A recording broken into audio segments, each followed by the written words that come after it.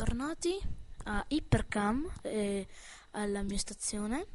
Oggi vi insegnerò come trasformare la voce di una canzone in quella dei voci Guns.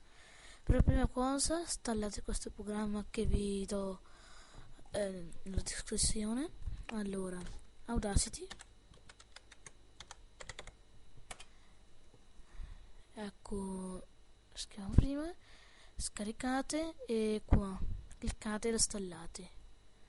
Poi apriamo Audacity quando l'avete installato e sarà così. Apri la finestra, file, apri e scegliete la canzone. Io scelgo Waka Waka e apri. Sta trasportando, scegliete tutta la canzone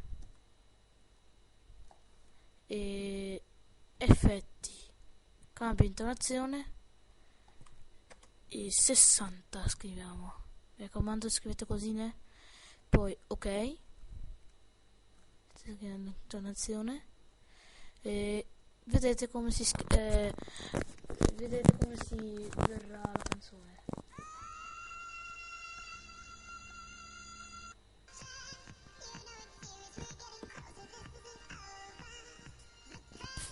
Visto questo, grazie per il video, link nella descrizione.